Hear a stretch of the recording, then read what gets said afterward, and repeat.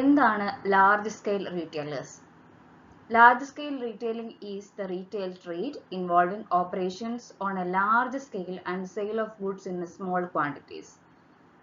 Large scale retailers എന്ന് പറഞ്ഞു കഴിഞ്ഞാൽ അവിടുത്തെ operations.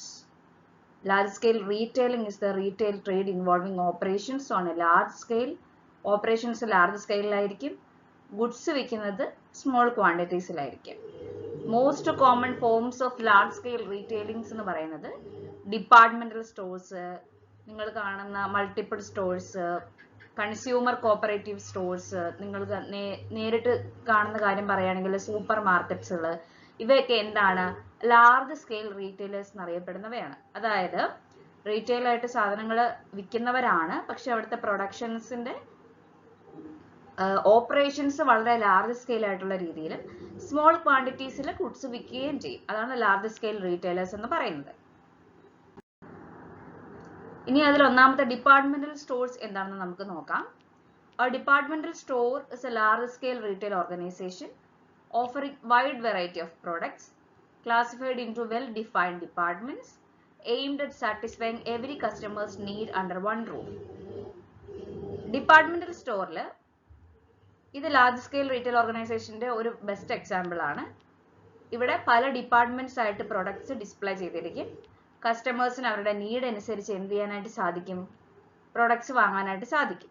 അതായത് കസ്റ്റമേഴ്സിന് അദ്ദേഹത്തിന്റെ നീഡ് മുഴുവൻ അണ്ടർ വൺ റൂഫിൽ കിട്ടുകയാണ്. ഡിപ്പാർട്ട്മെന്റൽ സ്റ്റോർ എന്ന് പറയുന്നത് is A combination of several stores under one roof and unified control.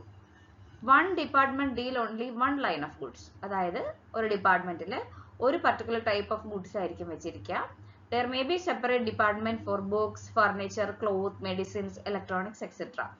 അതായത് ഫർണിച്ചറിനായിട്ടും ക്ലോത്തിനായിട്ടും മെഡിസിൻസിനായിട്ടും ഓരോന്നിനും ഓരോ ഏരിയ ആയിരിക്കും ഉണ്ടായിരിക്കുക. Departmental stores sells everything from a pin to elephant. എല്ലാ സാധനങ്ങളും ഡിപ്പാർട്ട്മെന്റൽ സ്റ്റോഴ്സിൽ വിൽപ്പനയ്ക്ക് കാണുന്നതായിരിക്കും. In departmental stores, consumers are likely to spend more time while making their shopping. Usually ഇത്തരത്തിലുള്ള ഡിപ്പാർട്ട്മെന്റൽ സ്റ്റോഴ്സിൽ കസ്റ്റമേഴ്സ് വരികയും നല്ല രീതിയിൽ സാധനങ്ങൾ പർച്ചേസ് ചെയ്യുകയും ചെയ്യും. Thereby they provide services like restrooms, restaurants, telephone free, home delivery. ഇത്തരത്തിലുള്ള സർവീസുകൾ ഡിപ്പാർട്ട്മെന്റൽ സ്റ്റോഴ്സ് കൊടുക്കാറുണ്ട്. They are generally organized as joint stock companies. പൊതുവെ അവയെ ഓർഗനൈസ് ചെയ്ത് വെച്ചിരിക്കുന്നത് ജോയിന്റ് സ്റ്റോക്ക് കമ്പനീസ് ആയിട്ടാണ്. ഇൻ ഇന്ത്യയിൽ പലതരത്തിലുള്ള ഡിപ്പാർട്ട്മെന്റ് സ്റ്റോഴ്സ് അവൈലബിൾ ആയിട്ടുണ്ട്. അതിലൊരു ബെസ്റ്റ് എക്സാമ്പിൾ ആണ് സ്പെൻസേഴ്സ്. ചെന്നൈയിലൊക്കെ ഉള്ള, കേരളത്തിലും ഉണ്ടായിരുന്നു, ഈയിടയ്ക്കാണ് അവർ പ്രവർത്തനം അവസാനിപ്പിച്ചത്. സ്പെൻസേഴ്സ് ഒക്കെ ഡിപ്പാർട്ട്മെന്റൽ സ്റ്റോഴ്സിന് എക്സാമ്പിൾ ആണ്. ഇതിന്റെ ഫീച്ചേഴ്സ് പറയാനാണെങ്കിൽ ജനറലി ഇത്തരത്തിലുള്ള സ്റ്റോറുകൾ വളരെ വലുതായിരിക്കും. ജോയിന്റ് സ്റ്റോക്ക് കമ്പനികളായിട്ടായിരിക്കും അവ ഫോം ചെയ്തിരിക്കുക. സെൻട്രൽ പ്ലേസ് അല്ലെങ്കിൽ ഒരു സിറ്റിയുടെ ഹാർട്ട് പ്ലേസിലായിരിക്കും ഇത്തരത്തിലുള്ള ഡിപ്പാർട്ട്മെന്റൽ സ്റ്റോഴ്സ് പ്ലേസ് ചെയ്യുന്നത്. Number of retail shops under one roof and one management. Variety of products departmental സ്റ്റോഴ്സിൽ അവൈലബിൾ ആയിരിക്കും. പ്രൊഡക്ട്സ് സെപ്പറേറ്റ് ഡിപ്പാർട്ട്മെന്റ്സ് ആയിട്ടായിരിക്കും അറേഞ്ച് ചെയ്തിരിക്കുക. ഓരോ ഡിപ്പാർട്ട്മെന്റും ഓരോ ടൈപ്പ് ഓഫ് പ്രൊഡക്ട്സ് ആയിരിക്കും വെച്ചിരിക്കുക. നമ്മൾ ഓൾറെഡി പറഞ്ഞു കഴിഞ്ഞു ബുക്സും ഫർണിച്ചറും ഒക്കെ എങ്ങനെയാണെന്നുള്ളത്. വെറൈറ്റി ഓഫ് സർവീസസും ഫെസിലിറ്റീസും കസ്റ്റമേഴ്സിന് കൊടുക്കാറുണ്ട്. ലൈക്ക് റെസ്റ്റോറൻറ്റ്സ്, ട്രാവൽ ഇൻഫർമേഷൻസിനെ കുറിച്ചിട്ടുള്ള കാര്യങ്ങൾ, ടെലിഫോൺ സർവീസസ് ഒക്കെ. Centralised purchase by purchase department and sales are centralised in different departments. Purchase ചെയ്യുന്നത് സെൻട്രലൈസ്ഡ് ആയിട്ടുള്ള പർച്ചേസ് ഡിപ്പാർട്ട്മെന്റ് ആയിരിക്കും. സെയിൽസ് നടത്തുന്നത് ഓരോരോ ഡിഫറെന്റ് ഡിപ്പാർട്ട്മെന്റ്സിൽ ത്രൂ ആയിരിക്കും. എന്തൊക്കെ അഡ്വാൻറ്റേജസ് ആണ് യൂഷ്വലി ഡിപ്പാർട്ട്മെന്റൽ സ്റ്റോഴ്സിനുള്ളതെന്ന് ചോദിച്ചു കഴിഞ്ഞാൽ, ഒന്നാമത്തത് സെൻട്രൽ ലൊക്കേഷൻ. ജനറലി ഒരു സിറ്റിയുടെ സെന്റർ പോർഷൻസിലും ഹാർട്ട് ഓഫ് ദ സിറ്റിയിലുമായിരിക്കും ഇത്തരത്തിലുള്ള ഡിപ്പാർട്ട്മെന്റ് സ്റ്റോഴ്സ് ലൊക്കേറ്റ് ചെയ്യുക. Shopping convenience. എപ്പോഴും കസ്റ്റമേഴ്സിന് അവരുടെ റിക്വയർമെന്റ്സ് എല്ലാം ഒരു സ്ഥലത്ത് നിന്ന് കിട്ടാനും അതുവഴി അവരുടെ ടൈം, എനർജി, മണിയൊക്കെ സേവ് ചെയ്യാനായിട്ടും സാധിക്കും. Economics of large scale operations. As it is organized on a large scale and the economics of large scale operations, economy in purchasing, transporting, advertising, etc. are to be enjoyed. വളരെ വലിയ രീതിയിൽ പ്രൊഡക്ഷൻസും ഓപ്പറേഷൻസും നടക്കുന്നത് കൊണ്ട് തന്നെ എല്ലാ കാര്യങ്ങളും പർച്ചേസ് ചെയ്യുന്നതാണെങ്കിലും ട്രാൻസ്പോർട്ടിംഗ് ആണെങ്കിലും advertising ആണെങ്കിലും ഒക്കെ എക്കണോമിക് ആയിട്ടുള്ള രീതിയിൽ കാര്യങ്ങൾ ചെയ്യാനായിട്ട് സാധിക്കും. കൺസ്യൂമർ സർവീസസ്, അതായത് കസ്റ്റമേഴ്സിന് പല വിധത്തിലുള്ള സർവീസസ് കൊടുക്കും. ലൈക്ക് ഹോം ഡെലിവറി ഫ്രീ ആക്കി കൊടുക്കും, റെസ്റ്റോറൻറ്റ്സ് കൊടുക്കും, റീഡിംഗ് റൂംസ് കൊടുക്കും, ടെലിഫോൺ സർവീസസ് കൊടുക്കും. അത്തരത്തിൽ കസ്റ്റമേഴ്സിനെ അട്രാക്ട് ചെയ്യാനുള്ള പല സർവീസസും എടുക്കാറുണ്ട്. Then wide choice. Consumers can select products of their choice from large stock of different brands. They are assured of high quality of goods purchased by expert buyers from the best manufacturers. എപ്പോഴും best മാനുഫാക്ചേഴ്സിൻ്റെ അടുത്തുനിന്നായിരിക്കും departmental സ്റ്റോഴ്സിൽ product display ചെയ്യുക. So അതുവഴി കസ്റ്റമേഴ്സിന് ഭയങ്കര wide variety ആയിട്ടുള്ള options കിട്ടും. Then mutual advertisements. Department stores under one റൂഫിൽ പല പ്രോഡക്ട്സ് കിട്ടുന്നതുകൊണ്ട് തന്നെ അഡ്വർടൈസിങ്ങിന്റെ കാര്യത്തിൽ വളരെയധികം എക്കണോമിക് ആയിട്ട് കാര്യങ്ങൾ ചെയ്യാനായിട്ട് സാധിക്കും. Then risk distribution.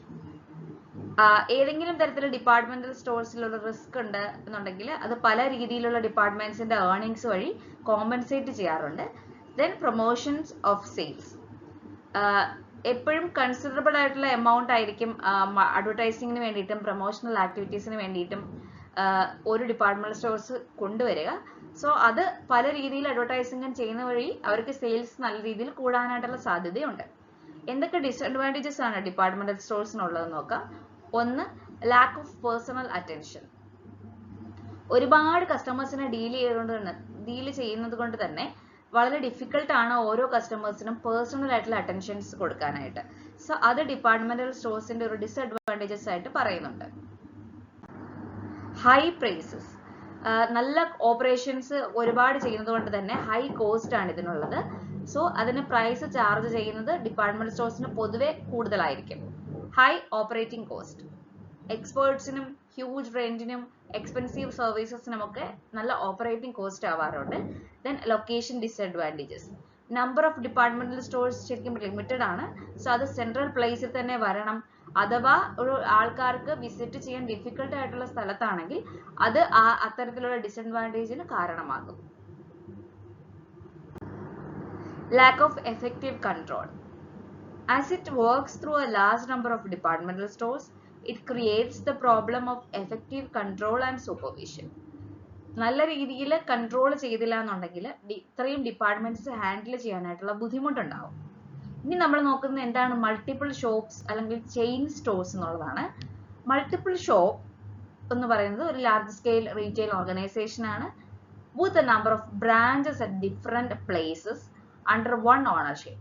ഒരു ഓണർഷിപ്പിന്റെ അണ്ടറിൽ പല സ്ഥലത്ത് പല ബ്രാഞ്ചിൽ പൊതുവെ dealing in one line of products. അതാണ് മൾട്ടിപ്പിൾ ഷോപ്സ് അല്ലെങ്കിൽ ചെയിൻ സ്റ്റോഴ്സ് എന്ന് പറയുന്നത്. These stores are identical in nature.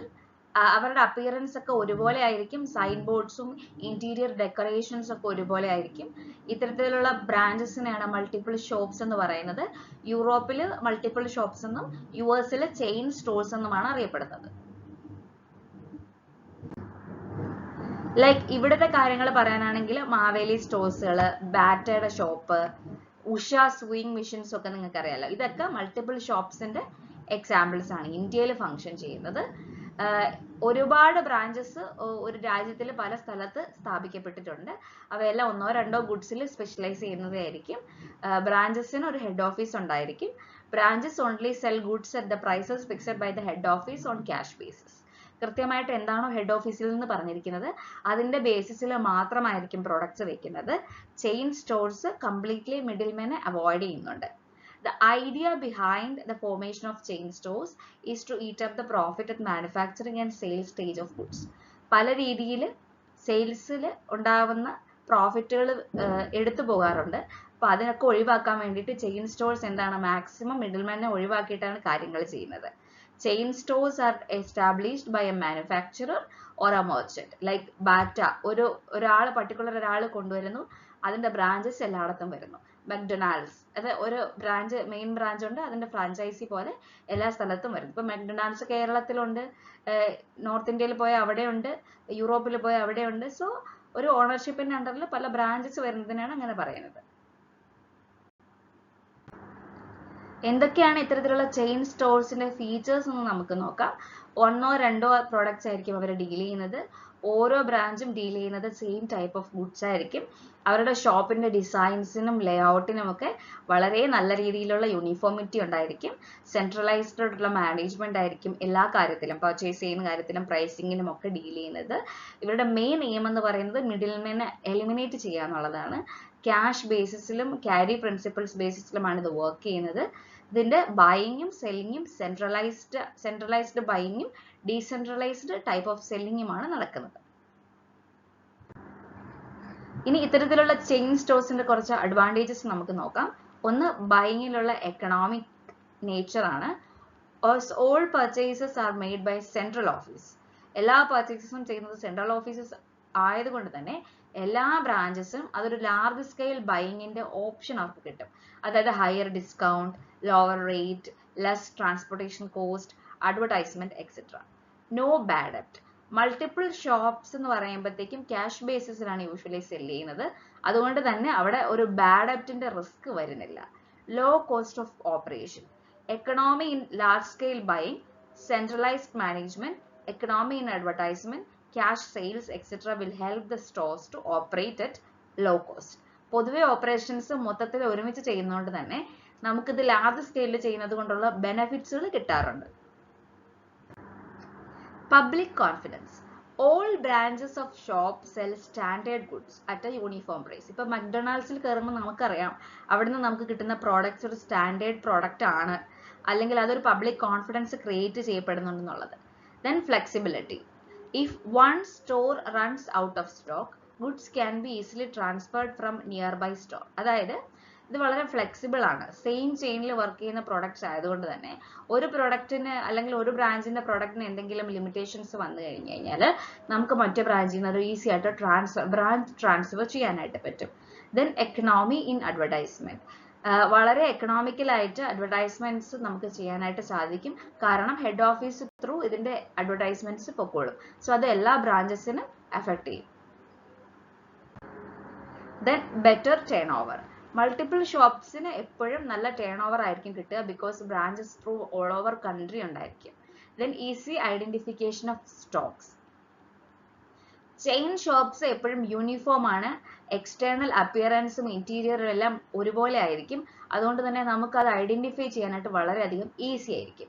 ഇനി എന്തൊക്കെ ഡിസഡ്വാൻറ്റേജസ് ആണ് ചെയിൻ സ്റ്റോഴ്സിനുള്ളത് നോക്കാം. ഒന്ന്, absence of choice. Multiple shops ആണ്, ലിമിറ്റഡ് ലൈൻ ഓഫ് പ്രോഡക്ട്സ് ആണ് അവർ ഡീൽ ചെയ്യുന്നത്. ജനറലി ഒരു ബ്രാൻഡ് ആയിരിക്കും അവർ ഡീൽ ചെയ്യുന്നത്. അപ്പൊ നമുക്ക് കുറെ ടൈപ്പ് ഒന്നും നോക്കാനായിട്ട് സാധിക്കത്തില്ല. No credit facilities. നമുക്ക് ബാഡ് ഡെപ്റ്റ് ഇല്ല എന്ന് പറയുന്ന പോലെ തന്നെ ഒരു ബാഡ് തിങ് എന്ന് പറഞ്ഞാൽ കസ്റ്റമേഴ്സിന് ക്രെഡിറ്റ് ഫെസിലിറ്റീസ് ഒന്നും അവൈലബിൾ ആയിരിക്കത്തില്ല. അതുപോലെ നോ പേഴ്സണൽ കോണ്ടാക്ട്. കമ്പനി എന്ന് പറയുന്നത് ഒരു സെൻട്രൽ ഏരിയയിൽ വർക്ക് ചെയ്യും. കസ്റ്റമേഴ്സുമായിട്ട് അവർക്ക് ഒരു ഡയറക്റ്റ് കോണ്ടാക്ട് വരുന്നില്ല, അവരുമായിട്ടൊരു കസ്റ്റമൈസേഷൻ വരുന്നില്ല. ജസ്റ്റ് ബ്രാഞ്ച് മാനേജർ ത്രൂ ആയിരിക്കും കാര്യങ്ങൾ ചെയ്യുന്നത്. Lack of flexibility. Chain shops എന്ന് പറയുമ്പം സെൻട്രലി കൺട്രോൾഡ് ആണ്. അവിടെ ഒരു ബ്രാഞ്ചസിന് പ്രൈസസ് അഡ്ജസ്റ്റ് ചെയ്യാനോ അല്ലെങ്കിൽ അവർക്ക് എന്തെങ്കിലും തരത്തിലുള്ള മാർക്കറ്റ് ടെക്നിക്കുകൾ ഉപയോഗിക്കാനോ ഒന്നും സാധിക്കത്തില്ല. സോ ലോക്കൽ നീഡ്സ് വെച്ച് നമുക്ക് ഒന്നും ചെയ്യാനായിട്ട് സാധിക്കില്ല എന്നുള്ളതാണ് പറയുന്നത്. സോ അതാണ് ലാക്ക് ഓഫ് ഫ്ലെക്സിബിലിറ്റി എന്നതുകൊണ്ട് ഉദ്ദേശിക്കുന്നത്. Then no initiative. ബ്രാഞ്ച് മാനേജർക്ക് ഒരു തരത്തിലുള്ള ഇനീഷ്യേറ്റീവ്സ് എടുക്കാൻ സാധിക്കത്തില്ല അദ്ദേഹത്തിൻ്റെതായിട്ടുള്ള രീതിയിൽ, ബിക്കോസ് ഇത് സെൻട്രലി കൺട്രോൾഡ് ആണ്. ബ്രാഞ്ച് മാനേജേഴ്സിന് കുറച്ച് പവർ മാത്രമേ ഉള്ളൂ. അപ്പൊ അതുകൊണ്ട് അദ്ദേഹത്തിന് അതിന്റെ പ്രൊഡക്റ്റ് ലൈൻ മാറ്റാനോ മാർക്കറ്റ് ടെക്നിക്ക് മാറ്റാനോ ഒന്നും സാധിക്കത്തില്ല. ഇനി എന്തൊക്കെയാണ് ഇത്തരത്തിലുള്ള ഡിപ്പാർട്ട്മെന്റൽ സ്റ്റോഴ്സും മൾട്ടിപ്പിൾ ഷോപ്സും തമ്മിലുള്ള വ്യത്യാസങ്ങൾ നോക്കാം. Departmental stores different types of goods deal ചെയ്യുന്നുണ്ട്. മൾട്ടിപ്പിൾ ഷോപ്സ് ഒരു limited line of goods deal ചെയ്യുന്നുള്ളൂ. സെൻട്രൽ പ്ലേസിലാണ് ഡിപ്പാർട്ട്മെന്റൽ സ്റ്റോഴ്സ് ലൊക്കേറ്റ് ചെയ്യുന്നത്. മൾട്ടിപ്പിൾ സ്ഥലത്തായിരിക്കും മൾട്ടിപ്പിൾ ഷോപ്സ് ലൊക്കേറ്റ് ചെയ്യുന്നത്. ദെൻ ഗുഡ്സ് ട്രാൻസ്ഫർ ചെയ്യുന്നതിനായിട്ട് ഒരു സ്കോപ്പ് ഡിപ്പാർട്ട്മെന്റൽ സ്റ്റോഴ്സിൽ ഇല്ല. പക്ഷെ ഒരു ബ്രാഞ്ചിൽ നിന്ന് മറ്റൊരു ബ്രാഞ്ചിലേക്ക് മൾട്ടിപ്പിൾ ഷോപ്സിന്റെ കാര്യത്തിൽ ഗുഡ്സ് ട്രാൻസ്ഫർ ചെയ്യാനായിട്ട് പറ്റും. പ്രൈസിങ്ങിന്റെ കാര്യത്തിൽ ഡിപ്പാർട്ട്മെന്റൽ സ്റ്റോഴ്സ് ഫിക്സഡും യൂണിഫോമും ഒന്നുമല്ല, പക്ഷെ മൾട്ടിപ്പിൾ ഷോപ്സിന്റെ പ്രൈസസ് എന്ന് പറയുന്നത് ഫിക്സഡ് ആയിരിക്കും. പ്രോഡക്ട്സ് സപ്ലയറിന്റെ കേസിൽ അവര് പ്രോഡക്ട്സ് കളക്ട് ചെയ്ത് വെച്ച് പല മാനുഫാക്ചേഴ്സിന്റെ അടുത്തുനിന്ന് കളക്ട് ചെയ്യും. ഇവിടെ മൾട്ടിപ്പിൾ ഷോപ്സ് ഒരു മാനുഫാക്ചറിന്റെ അടുത്തു നിന്നാണ് കളക്ട് ചെയ്യുന്നത്. സർവീസസിന്റെ കാര്യം പറയുകയാണെങ്കിൽ ഡിപ്പാർട്ട്മെന്റൽ സ്റ്റോഴ്സ് വെറൈറ്റി ആയിട്ടുള്ള സർവീസസ് കസ്റ്റമേഴ്സിന് കൊടുക്കും. Free home delivery, rest rooms, telephones ഒക്കെ കൊടുക്കും. പക്ഷെ അങ്ങനെയുള്ള സർവീസസ് ഒന്നും എന്ത് ചെയ്യുന്നില്ല, മൾട്ടിപ്പിൾ ഷോപ്സ് കൊടുക്കത്തില്ല. ഗ്രേറ്റ് റിസ്ക് ഡിപ്പാർട്ട്മെന്റൽ സ്റ്റോഴ്സിൽ ഇൻവോൾവ് ആണ്. മൾട്ടിപ്പിൾ ഷോപ്സിന്റെ കാര്യത്തിൽ അത്തരത്തിലുള്ള റിസ്ക് ഇൻവോൾവ് അല്ല. ബിക്കോസ് സെൻട്രലൈസ്ഡ് ആയിട്ടാണ് കാര്യങ്ങൾ പോകുന്നത്. Types of customers, higher income ഗ്രൂപ്പുള്ള കസ്റ്റമേഴ്സ് ആയിരിക്കും പൊതുവെ ഡിപ്പാർട്ട്മെന്റൽ സ്റ്റോഴ്സിൽ വന്ന് സാധനങ്ങൾ പർച്ചേസ് ചെയ്യുക. എല്ലാ ടൈപ്പ് ഓഫ് ക്ലാസസിനെയും മൾട്ടിപ്പിൾ ഷോപ്സ് അട്രാക്ട് ചെയ്യുന്നുണ്ട്. Credit sales usually departmental stores കൊടുക്കാറുണ്ട്. മൾട്ടിപ്പിൾ ഷോപ്സ് ഇത്തരത്തിൽ ക്രെഡിറ്റ് സെയിൽസ് കൊടുക്കാറില്ല. സ്റ്റോഴ്സിന്റെ സൈസ് പറയുകയാണെങ്കിൽ വളരെ ലാർജ് ബിൽഡിങ്ങിൽ സെവറൽ ഡിപ്പാർട്ട്മെന്റ്സ് ആയിരിക്കും ഡിപ്പാർട്ട്മെന്റൽ സ്റ്റോഴ്സിലുള്ളത്. പക്ഷേ സ്മോൾ സൈസ് ഷോപ്സിൽ മൾട്ടിപ്പിൾ ഷോപ്സ് വർക്ക് ചെയ്യാറുണ്ട്. കസ്റ്റമേഴ്സിന്റെ സാറ്റിസ്ഫാക്ഷൻ എന്ന് പറഞ്ഞാൽ കസ്റ്റമേഴ്സിന്റെ എല്ലാ നീഡ്സും സാറ്റിസ്ഫൈ ചെയ്യാനായിട്ട് ഒരു ഡിപ്പാർട്ട്മെന്റൽ സ്റ്റോഴ്സ് ത്രൂ സാധിക്കുന്നുണ്ട്. മൾട്ടിപ്പിൾ ഷോപ്സിൽ വളരെ ലിമിറ്റഡ് ലൈൻ ഓഫ് പ്രോഡക്ട്സ് ആണ് കൊടുക്കുന്നത്. അതുകൊണ്ട് തന്നെ ലിമിറ്റഡ് ആയിട്ടുള്ള ലൈൻ ഓഫ് സാറ്റിസ്ഫാക്ഷനേ ഉണ്ടാവുകയുള്ളൂ. സോ ഇത്രയുമാണ് ഡിപ്പാർട്ട്മെന്റൽ സ്റ്റോഴ്സും മൾട്ടിപ്പിൾ ഷോപ്സും തമ്മിലുള്ള ഡിഫറൻസ്. ഇത് എന്താണെന്ന് അറിഞ്ഞു കഴിഞ്ഞാൽ വളരെ ഈസി ആയിട്ട് നമുക്ക് എഴുതാനായിട്ട് സാധിക്കും. ഇനി നമ്മൾ നോക്കുന്നത് എന്താണ് മെയിൽ ഓർഡർ ബിസിനസ് എന്നുള്ളതാണ്. മെയിൽ ഓർഡർ ബിസിനസ് എന്ന് പറയുന്നത് റീറ്റെയിലിന്റെ ഒരു ബിസിനസ് ഫോം ആണ്. Sell their merchandise through mail. Products mail through ആണ് അവർ വിൽക്കുന്നത്. ജനറലി കസ്റ്റമേഴ്സുമായിട്ട് ബയേഴ്സുമായിട്ടും അല്ലെങ്കിൽ സെല്ലേഴ്സുമായിട്ട് ഒരു പേഴ്സണൽ കോൺട്രാക്ട് വരുന്നില്ല ഈ ട്രേഡിങ്ങിൽ. Under mail order business for obtaining orders, potential customers are approached through advertisements. ന്യൂസ് പേപ്പേഴ്സിൽ കൂടെയും മാഗസിൻസ് കൂടെയും TV കൂടെയും അല്ലെങ്കിൽ കാറ്റലോഗ്സിൽ കാണുന്ന പ്രൈസ് ലിസ്റ്റ് ഒക്കെ യൂസ് ചെയ്ത് പോസ്റ്റ് ത്രൂ ആണ് അവർ എന്ത് ചെയ്യുന്നത്, കമ്മ്യൂണിക്കേറ്റ് ചെയ്യുന്നത്. എല്ലാ ഇൻഫർമേഷൻസും അഡ്വർടൈസ്മെന്റ്സിൽ ഡിസ്ക്രൈബ് ചെയ്തിരിക്കും. On receiving products, like receiving orders, the mail order houses packs goods and send parcels through VPP, value payable post കൂടെ കൃത്യമായിട്ട് ഓർഡേഴ്സ് റിസീവ് ചെയ്ത് മെയിൽ ത്രൂ ഗുഡ്സ് അയച്ചു കൊടുക്കും. പോസ്റ്റ്മാൻ കൃത്യമായിട്ട് ഗുഡ്സ് ഡെലിവർ ചെയ്യും. കസ്റ്റമേഴ്സ് റെസീപ്റ്റ് പേയ്മെന്റിന്റെ മേടിക്കും. Then mail order business, shopping by post from customers viewpoint and selling by post from sellers viewpoint. Mail order ബിസിനസിന്റെ കാര്യത്തിൽ പോസ്റ്റിന്റെ കേസ് വരുമ്പോൾ കസ്റ്റമേഴ്സിന്റെ viewpoint shopping by post from customers viewpoint, അതേപോലെ തന്നെ selling by post ആയിരിക്കും സെല്ലേഴ്സിന്റെ viewpoint. ഇതിന്റെ ഫീച്ചേഴ്സ് എന്ന് പറഞ്ഞു കഴിഞ്ഞാൽ എല്ലാ ബിസിനസ്സും പോസ്റ്റ് ത്രൂ ആയിരിക്കും കണ്ടക്ട് ചെയ്യുന്നത്. അവിടെ ഒരു ഫേസ് ടു ഫേസ് കോണ്ടാക്ട് ഒന്നും ഉണ്ടായിരിക്കത്തില്ല സെല്ലറും ബയറും തമ്മിൽ. എനിവെയർ നമുക്ക് വീട്ടിലിരുന്ന് ഇത് ചെയ്യാൻ പറ്റും. ലൊക്കേഷൻ എന്ന് പറയുന്ന കാര്യം ഇമ്പോർട്ടൻ്റേ അല്ല. നമുക്ക് വളരെ ചെറിയ ക്യാപിറ്റൽ ത്രൂ വെച്ച് ഇത് തുടങ്ങാനായിട്ട് പറ്റും. സ്റ്റോക്ക് ഒന്നും കീപ്പ് ചെയ്യേണ്ട ആവശ്യമില്ല. നമുക്ക് പർച്ചേസ് ചെയ്യുന്ന അനുസരിച്ച് ഓർഡർ കിട്ടുന്ന അനുസരിച്ച് കാര്യങ്ങൾ പർച്ചേസ് ചെയ്ത് കൊടുത്താൽ മതി. മിഡിൽമെൻസ് ഇൻവോൾവ് അല്ല. എന്തൊക്കെ അഡ്വാൻറ്റേജസ് ആണ് ഇത്തരത്തിലുള്ള മെയിൽ ഓർഡർ ബിസിനസ്സിനുള്ളതെന്ന് നോക്കിക്കഴിഞ്ഞാൽ ലിമിറ്റഡ് ക്യാപിറ്റൽ, വളരെ ചെറിയ ക്യാപിറ്റൽ വെച്ചിട്ട് നമുക്ക് ഇത്തരത്തിലുള്ള ബിസിനസ് തുടങ്ങാനായിട്ട് പറ്റും. ഇതിനൊരു ഹ്യൂജ് ബിൽഡിങ്ങോ ഫർണിച്ചേഴ്സോ ഒന്നും ആവശ്യമായിട്ട് വരുന്നില്ല. കൺവെയൻസ് ഇൻ ബൈയിങ്, ഗുഡ്സ് കൃത്യമായിട്ട് ഡോർ സ്റ്റെപ്പ് വരെ എത്തുന്നു എന്നുള്ളതാണ് ഇതിന്റെ ഗുണം. ട്രബിൾസ് ഫ്രീ ആണ്, ഇൻകൺവീനിയൻസ് ഫ്രീ ആണ്. നമുക്ക് ബസാറിൽ പോയി വാങ്ങിക്കേണ്ട, നമ്മുടെ കൺമുൻപിൽ ഹോം ഡെലിവറി ആയിട്ട് സാധനങ്ങൾ എത്തും. മിഡിൽ മെനെ നമുക്ക് അവോയ്ഡ് ചെയ്യാനായിട്ട് സാധിക്കും എന്നുള്ളതാണ് മറ്റൊരു ഗുണം. ബാഡ് ഡെപ്റ്റ്സ് ഇല്ല, ബിക്കോസ് പേയ്മെന്റ് കിട്ടിയാലേ പ്രോഡക്റ്റ് ഡെലിവറി ചെയ്യുള്ളൂ. Lower cost, elimination of middle man എന്ന് പറയുന്നത് എപ്പോഴും എക്സ്പെൻസസ് അവോയ്ഡ് ചെയ്യാനായിട്ട് സഹായിക്കും. ഷോപ്പ് മെയിൻ്റനൻസിന് പ്രത്യേകിച്ച് പണത്തിന്റെ ഒന്നും ആവശ്യമില്ല, അതൊക്കെ ലോവർ കോസ്റ്റ് ആണ്. Then wider scope, area of operating എന്ന് പറയുന്നത് വളരെ വൈഡ് ആയിരിക്കും. നമുക്ക് ഇന്റർനാഷണൽ ട്രേഡ് വരെ നടത്താനായിട്ട് സാധിക്കും എന്നുള്ളതാണ് ഇതിന്റെ ഗുണം. നമുക്ക് സ്റ്റോക്കിംഗ്, ഒത്തിരി സ്റ്റോക്ക് അടുക്കി വെക്കുന്നത് അവോയ്ഡ് ചെയ്യാനായിട്ട് പറ്റും. ബിക്കോസ് ഗുഡ്സ് നമുക്ക് ഓർഡർ കിട്ടുന്നതനുസരിച്ച് പ്രോപ്പറായിട്ട് സ്റ്റോക്ക് ചെയ്ത് ഡെലിവർ ചെയ്താൽ മതി. ഇതിന്റെ ഡിസഡ്വാൻറ്റേജസ് എന്ന് പറഞ്ഞാൽ ഹെവി എക്സ്പെൻസസ് അഡ്വർടൈസിങ്ങിന് ആവശ്യമായിട്ട് വരും. ആളുകൾ പ്രോഡക്റ്റ് വാങ്ങിക്കണമെങ്കിൽ ഒരു അഡ്വർടൈസ്മെന്റ് കാണണം, അഡ്വർടൈസ്മെന്റ് കൃത്യമായിട്ട് മനസ്സിലാക്കണമെങ്കിൽ മാത്രമേ അവർ സാധനങ്ങൾ വാങ്ങിക്കത്തുള്ളൂ. Then absence of personal contact, ഒരു ഡയറക്റ്റ് കോണ്ടാക്ട് ബയറും സെല്ലറും തമ്മിൽ ഇല്ല എന്നുള്ളത് ഇതിന്റെ ഒരു വലിയ ഡിസഡ്വാൻറ്റേജ് ആണ്. No personal inspection, buyers goods കണ്ടിട്ടല്ല സാധനങ്ങൾ വാങ്ങിക്കുന്നത്. സോ അത്തരത്തിലുള്ളൊരു ഡിസഡ്വാൻറ്റേജ് അവിടെയുണ്ട്. Not suitable for all items, നമുക്ക് ലിമിറ്റഡ് ടൈപ്പ് ഓഫ് ഗുഡ്സിന് മാത്രമേ ഇത്തരത്തിലുള്ള ഡെലിവറി നടത്താനായിട്ട് പറ്റത്തുള്ളൂ. ഡെലിവറിക്ക് ഡിലേ വരാം. ഗുഡ്സ് നമുക്ക് കൃത്യമായിട്ടുള്ള ടൈമിൽ കിട്ടണമെന്നില്ല, ബിക്കോസ് പോസ്റ്റ് ത്രൂ ആയതുകൊണ്ട്. ക്രെഡിറ്റ് ഫെസിലിറ്റി ആബ്സെന്റ് ആണ്. ദെൻ ഇല്ലിറ്ററേറ്റ് ആയിട്ടുള്ള ആളുകൾക്ക് അൺസ്യൂട്ടബിൾ ആണ്, ബിക്കോസ് മെയിൽ അക്സസ് ചെയ്യണമെങ്കിലും മെയിൽ ത്രൂ ഓർഡർ ചെയ്യണമെങ്കിലും ഒക്കെ നമുക്ക് ലിറ്ററേസി ഉണ്ടെങ്കിൽ മാത്രമേ സാധിക്കത്തുള്ളൂ. ഇനി നമ്മൾ നോക്കുന്ന എന്താണ് കൺസ്യൂമർ കോപ്പറേറ്റീവ് സ്റ്റോഴ്സ് എന്നുള്ളതാണ്.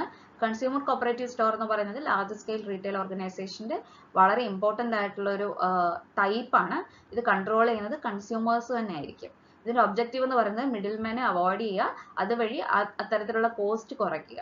കൺസ്യൂമർ കോപ്പറേറ്റീവ് സ്റ്റോഴ്സ് ഡീൽ ചെയ്യുന്നത് കൺസ്യൂമബിൾ ഗുഡ്സ് ആയിട്ട് like grocery, stationery, dress materials ഇവയൊക്കെ ആയിരിക്കും. പർച്ചേസ് ചെയ്യുമ്പോൾ ബൾക്കായിട്ട് പർച്ചേസ് ചെയ്ത് സ്മോൾ ലോട്ട്സ് ആയിട്ട് കസ്റ്റമേഴ്സിന് തന്നെ വിൽക്കും. ഇതിന്റെ പ്രോഫിറ്റ് ഏൺ ചെയ്യുന്ന രീതി എന്ന് പറഞ്ഞു കഴിഞ്ഞാൽ ബോണസ് ആയിട്ട് മെമ്പേഴ്സിന് കൊടുക്കും, ജനറൽ റിസർവ് ആയിട്ട് വെക്കും, ജനറൽ വെൽഫെയർ ഫണ്ട്സിൽ കൊടുക്കും. ഇപ്പൊ നിങ്ങൾ കണ്ടിട്ടില്ലേ, ഒരു സൂപ്പർ മാർക്കറ്റ്സ് റൺ ചെയ്യുന്ന കുറച്ച് ഗ്രൂപ്പ് ഓഫ് ആൾക്കാർ കാണും, കുറച്ച് അയൽക്കൂട്ടം പോലെയുള്ള കുടുംബശ്രീ പോലെയുള്ള കാര്യങ്ങൾ അവർ ഡീൽ ചെയ്യുന്ന ചെറിയ ചെറിയ ബിസിനസ്സുകൾ കാണാം. ഇതാണ് കൺസ്യൂമർ കോപ്പറേറ്റീവ് സ്റ്റോഴ്സ് എന്ന് പറയുന്നത്. അവരെന്ത് ചെയ്യുന്നു, ബൾക്കായിട്ട് ഇപ്പൊ സോപ്പ് നമുക്ക് ബൾക്കായിട്ട് വേണ്ട സാധനമാണ്, അത് ബൾക്കായിട്ട് വാങ്ങിച്ചു വെച്ചിട്ട് ആളുകൾക്ക് ചെറിയ പ്രൈസിൽ സാധനങ്ങൾ വിൽക്കും. അപ്പം മിഡിൽമാനെ നമുക്ക് അവോയ്ഡ് ചെയ്യാനായിട്ട് സാധിക്കും. മിനിമം നമ്പർ ഇത്തരത്തിലുള്ള കൺസ്യൂമർ സ്റ്റോഴ്സിന്റെ 10 ആണ്. ക്യാപിറ്റൽ റേസ് ചെയ്യുന്നത് ഷെയർസ് ഇഷ്യൂ ചെയ്തിട്ടായിരിക്കും. ഓരോരുത്തരും ഇത്ര എമൗണ്ട് വെച്ചിടണം. ഇതിന്റെ എലക്ട് ചെയ്യുന്ന മാനേജിംഗ് കമ്മിറ്റി ആയിരിക്കും ഡേ ടു ഡേ ആക്ടിവിറ്റീസ് ചെയ്യുന്നത്. Each member has a single vote irrespective of the number of shares held by them. ഓരോ മെമ്പേഴ്സിനും അവർക്ക് എത്ര ഷെയർ ആണോ ഉള്ളത് അതനുസരിച്ച് അല്ലാതെ തന്നെ ഓരോ വോട്ട് ഉണ്ടായിരിക്കും. ഇതിന്റെ അഡ്വാൻറ്റേജസ് എന്ന് പറഞ്ഞാൽ ഒന്ന് ഈസിയാണ് ഫോം ചെയ്യാനായിട്ട്. ഏതെങ്കിലും 10 പേര് വന്ന് വോളണ്ടറി ആയിട്ട് അസോസിയേറ്റ് ചെയ്തിട്ട് അവർക്ക് ഒരു രജിസ്റ്റർ ചെയ്ത് കോപ്പറേറ്റീവ് സ്റ്റോഴ്സ് തുടങ്ങാനായിട്ട് പറ്റും. ലൈബിലിറ്റി ലിമിറ്റഡ് ആണ്. ലൈബിലിറ്റീസ് എന്ന് പറയുമ്പോഴത്തേക്കും ക്യാപിറ്റൽ ലിമിറ്റഡ് ആണ്. എക്കണോമിക്സ് ഓഫ് ലാർജ് സ്കെയിൽ ആയിട്ടുള്ള രീതിയിൽ ഗുഡ്സ് പർച്ചേസ് ചെയ്ത് ബൾക്ക് ക്വാണ്ടിറ്റിയിൽ വെക്കാനായിട്ട് പറ്റും. Then democratic management. It is the management by managing committee. അവർ എലക്ട് ചെയ്തിട്ടായിരിക്കും കാര്യങ്ങൾ തീരുമാനിക്കുന്നത്. സോ അത് ഡെമോക്രാറ്റിക്കലി ജനാധിപത്യപരമായിട്ടുള്ള രീതിയിലാണ് കാര്യങ്ങൾ ചെയ്യുന്നത്. ഇനി നമ്മൾ നോക്കുന്ന എന്താണ് സൂപ്പർ മാർക്കറ്റ് എന്നുള്ളതാണ്. നമുക്ക് ഏറ്റവും കൂടുതൽ അറിയാവുന്നതാണ് സൂപ്പർ മാർക്കറ്റ് എന്ന് പറയുന്നത്. Super market is A large retailing business unit selling wide variety of consumable goods, basis of low price appeal, wide variety assortment, self service, heavy emphasis on merchandising appeal. Supermarkets departmental stores പോലെ departmental ബേസിസിൽ കസ്റ്റമേഴ്സിന് various types of goods under one roof കൊടുക്കുന്നു. ഇതിന്റെ advantages one roof low cost ആണ്. സൂപ്പർ മാർക്കറ്റ്സിലുള്ള സാധനങ്ങൾ wide variety of products നമുക്ക് ലോ കോസ്റ്റിൽ സാധനങ്ങൾ കിട്ടും. സൂപ്പർ മാർക്കറ്റ്സ് ഉള്ളത് ഒരു സിറ്റിയുടെ ഹാർട്ടിലായിരിക്കും, അല്ലെങ്കിൽ ജനറലി സെൻട്രൽ ലൊക്കേഷനിലായിരിക്കും കാണപ്പെടുന്നത്. Wide selections. സൂപ്പർ മാർക്കറ്റ്സിൽ വൈഡ് വെറൈറ്റി ഓഫ് ഗുഡ്സ് ഉണ്ടായിരിക്കും, ഡിഫറെന്റ് ഡിസൈൻസും കളേഴ്സും ഒക്കെ അവൈലബിൾ ആയിരിക്കും. ബാഡ് അപ്റ്റ് ഉണ്ടായിരിക്കത്തില്ല. പൊതുവെ നമുക്ക് ക്യാഷ് ബേസിസിലാണ് സൂപ്പർ മാർക്കറ്റ്സിൽ വിൽപ്പനകൾ നടക്കാറ്. ബെനിഫിറ്റ്സ് എന്ന് പറഞ്ഞു കഴിഞ്ഞാൽ ലാർജ് സ്കെയിലിൽ സാധനങ്ങൾ വിൽക്കും. Super market large scale retail store ആണ്. ലിമിറ്റേഷൻസ് എന്ന് പറഞ്ഞു കഴിഞ്ഞാൽ ക്രെഡിറ്റ് ഫെസിലിറ്റീസ് ഇല്ല. അവിടെ ബാഡ് അപ്റ്റ് ഇല്ല എന്ന് പറയുന്ന ഗുണം പോലെ തന്നെ അവിടെ ക്രെഡിറ്റ് ഫെസിലിറ്റീസ് ഒരിക്കലും കൊടുക്കത്തില്ല. പേഴ്സണൽ അറ്റൻഷൻ കിട്ടത്തില്ല. പൊതുവെ മിക്ക സൂപ്പർ മാർക്കറ്റിലും പേഴ്സണൽ അറ്റൻഷൻസ് ഇല്ല. പക്ഷെ വളരെ റെയർ ആയിട്ടുള്ള സൂപ്പർ മാർക്കറ്റ്സിൽ സെയിൽസ് പേഴ്സൺസ് നിൽക്കുന്നത് കാണാം. സൂപ്പർ മാർക്കറ്റ്സ് എന്ന് പറയുമ്പോഴത്തേക്കും സെൽഫ് സർവീസ് എന്ന് പറയുന്ന പ്രിൻസിപ്പിളാണ് അവിടെ വർക്ക് ചെയ്യുന്നത്. കസ്റ്റമേഴ്സ് നേരിട്ട് പോയി അവർക്ക് പേഴ്സണൽ അറ്റൻഷൻ ഇല്ല, പകരം എന്ത് ചെയ്യാം, അവർക്ക് പ്രോഡക്റ്റ് ചൂസ് ചെയ്യാനായിട്ട് സാധിക്കും. Mishandling goods. ചില കസ്റ്റമേഴ്സ് വന്നിട്ട് ഗുഡ്സ് ഒക്കെ ചെറുതായിട്ട് നശിപ്പിക്കാനോ കെയർലെസ് ആയിട്ട് ഉപയോഗിക്കാനോ സാധ്യതയുണ്ട്. High overhead expenses. Supermarket overhead expenses high ആണ്. Huge capital requirement. Establishing supermarket എന്ന് പറയുന്നത് ഒരുപാട് പണം വേണ്ട കാര്യമാണ്. സോ അതിന് ഹ്യൂജ് ക്യാപിറ്റൽ റിക്വയർമെന്റ് ആവശ്യമായിട്ടുണ്ട്. Then vending machines. റെവല്യൂഷൻ എന്ന് പറയുന്നത് വെൻഡിങ് മെഷീൻ എന്ന് പറഞ്ഞാൽ അടുത്ത ടൈപ്പ് ആണ്. വെൻഡിങ് മെഷീൻസിന്റെ എമർജൻസി വളരെ റീസെന്റ് ആയിട്ട് ഉണ്ടായതും റെവല്യൂഷണറി ആയിട്ടുള്ള ഒരു കാര്യമാണ്. ഇതെന്ന് പറഞ്ഞാൽ കോയിൻ വെച്ച് ഓപ്പറേറ്റ് ചെയ്യുന്നതാണ്. അവർ beverages, platform tickets, soft drinks, newspapers ഒക്കെ നമുക്ക് ഇത്തരത്തിൽ കോയിൻ ഇട്ടിട്ട് ഈ വെൻഡിങ് മെഷീൻ ത്രൂ നമുക്ക് സാധനങ്ങൾ കിട്ടും. നിങ്ങൾ ഈ എയർപോർട്ടിലൊക്കെ പോകുമ്പോൾ കാണാം, അവിടെ ഒരു സാധനം കാണും, കുറെ ബിവറേജസ് വെച്ചിരിക്കും. നമുക്ക് കോയിൻ ഇട്ടിട്ട് അവിടുന്ന് ബിവറേജ് വെൻഡിങ് മെഷീൻ നമുക്ക് ഓപ്പൺ ആക്കി തരും. നിങ്ങൾ ഈ റെയിൽവേ സ്റ്റേഷനിൽ പോകുമ്പോൾ പ്ലാറ്റ്ഫോം ടിക്കറ്റ് നമുക്ക് സ്വന്തമായിട്ട് എടുക്കാൻ പറ്റും. ഇതൊക്കെ വെൻഡിങ് മെഷീനിലാണ്. ഇതിവിടെ സെയിൽസ്മാൻ എന്ന് പറയുന്നത് കഴിഞ്ഞാൽ ഒരു ആബ്സെൻസ് ആണുള്ളത്. അവിടെ സ്പെഷ്യൽ ഫീച്ചർ എന്ന് വെച്ചാൽ മെഷീനാണ്, അവിടുത്തെ എല്ലാമായിട്ട് നിൽക്കുന്നത്. ഇത് വളരെ യൂസ്ഫുൾ ആയിട്ടുള്ള ടെക്നിക്കാണ്. ലോ പ്രൈസ്ഡ് ആയിട്ടുള്ള ഗുഡ്സ് നല്ല ക്വാളിറ്റിയിൽ നമുക്ക് യൂണിഫോം സൈസിൽ കിട്ടും. വെൻഡിങ് മെഷീൻ്റെ അഡ്വാൻറ്റേജസ് നോക്കുകയാണെങ്കിൽ വെൻഡിങ് മെഷീൻസ് വളരെ യൂസ്ഫുൾ ആണ്. നമുക്ക് പാക്ഡ് ആയിട്ടായിരിക്കും സാധനങ്ങൾ കിട്ടുന്നത്, യൂണിഫോം സൈസിലായിരിക്കും. ഒരു ATM പോലെ 24/7 വർക്കിംഗ് ആണ്. വളരെ കൺവീനിയന്റ് ആണ്. ബൈയിങ്ങിനും സെല്ലിങ്ങിനും ഒക്കെ രണ്ട് ടീംസിനും കൺവീനിയന്റ് ആയിട്ടുള്ള കാര്യമാണ്. ഡിസഡ്വാൻറ്റേജ് ഓഫ് വെൻഡിങ് മെഷീൻ എന്ന് പറഞ്ഞു കഴിഞ്ഞാൽ ഇനീഷ്യൽ കോസ്റ്റ് കുറച്ച് വരും. ബിക്കോസ് ആ മെഷീൻസ് വാങ്ങിക്കാനും സ്റ്റോർ ചെയ്യാനും ഒക്കെ കുറച്ച് ബുദ്ധിമുട്ടാണ്. കൺസ്യൂമേഴ്സ് കൃത്യമായിട്ട് പ്രോഡക്ട്സ് കാണണം എന്നില്ല വാങ്ങിക്കാൻ വേണ്ടിയിട്ട്. Return of goods is impossible in case of vending machine. നമുക്ക് വെൻഡിങ് മെഷീനേഴ്സും സാധനം എടുത്തത് റിട്ടേൺ ചെയ്യാന്ന് പറയുന്നത് പോസിബിൾ അല്ല. ഇനി നമ്മൾ നോക്കുന്നത് വളരെ ഇമ്പോർട്ടൻ്റ് ആയിട്ടുള്ള ഗുഡ്സ് ആൻഡ് സർവീസ് ടാക്സ് അല്ലെങ്കിൽ GST. Government of India imply ചെയ്യുന്ന ടാക്സ് ആണ് GST എന്ന് പറയുന്നത്. വൺ നേഷൻ വൺ ടാക്സ് എന്നുള്ളതാണ് ഇത് അറിയപ്പെടുന്നത്.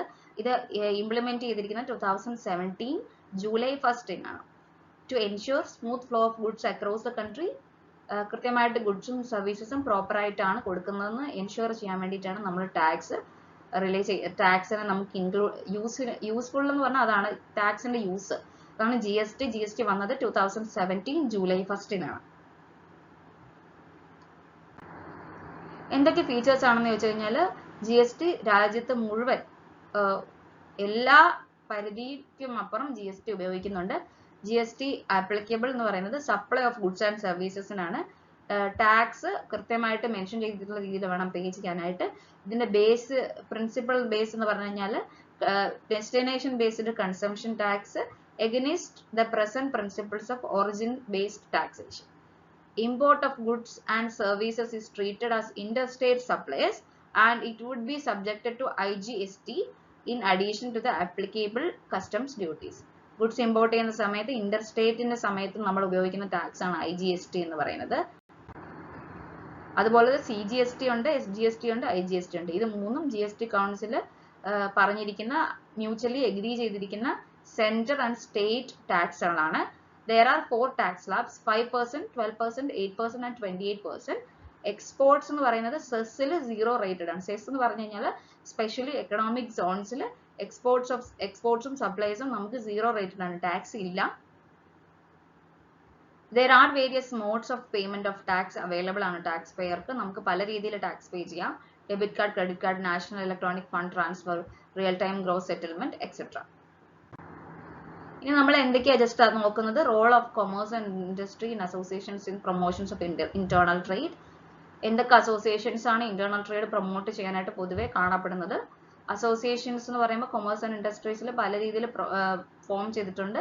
അത് കോമൺ ഇൻട്രസ്റ്റുകൾ പ്രൊമോട്ട് ചെയ്യാനും പ്രൊട്ടക്ട് ചെയ്യാൻ വേണ്ടിയിട്ടാണ്. അതിൽ ASSOCHAM, like association concern with commerce, associated chamber of commerce and industry, അതാണ് അസോജം. അതുപോലെ തന്നെ CII, confederation of Indian industry, FICCI, federation of Indian chambers of commerce and industry. ഇതെന്ന് പറയുന്നത് 3 നാഷണൽ ലെവൽ അസോസിയേഷൻസ് ആണ്. Like guardians of trade, commerce and industry എന്നത് അറിയപ്പെടുന്നുണ്ട്. These associations take negotiable activities ഒക്കെ ഇങ്ങനെയുള്ള അസോസിയേഷൻസ് ആണ് ഗവൺമെന്റുമായിട്ട് ട്രേഡിനെ കുറിച്ചും ഇൻഡസ്ട്രീനെ കുറിച്ചും നടത്താറുള്ളത്. ഗവൺമെന്റ് ബജറ്റിനെ പ്രസന്റ് ചെയ്യുന്ന സമയത്തും മീറ്റിംഗ്സ് നടക്കുന്ന സമയത്തും ഈ അസോജവും CIIയും FICCIയും ആണ് സജഷൻസ് കൊടുക്കാറുള്ളത്. These associations usually intervene in the following matters of protect and interest of trade and commerce industry. ഗവൺമെന്റിനെ ഇൻഫ്ലുവൻസ് ചെയ്യും, പോളിസീസ് ഫ്രെയിം ചെയ്യാനായിട്ടും ഇൻഡസ്ട്രിയൽ മൂവ്മെന്റ്സ് ഓഫ് ഗുഡ്സിനെ കുറിച്ചും. അതേപോലെ ഒക്ട്രോയ്, ലോക്കൽ ടാക്സുകൾ, ഇതെല്ലാം ലോക്കൽ സെൽഫ് ഗവൺമെന്റ് ചാർജ് ചെയ്യുകയും കൃത്യമായിട്ട് ലിമിറ്റിനനുസരിച്ച് എൻ്റർ ചെയ്യുകയും ചെയ്യും.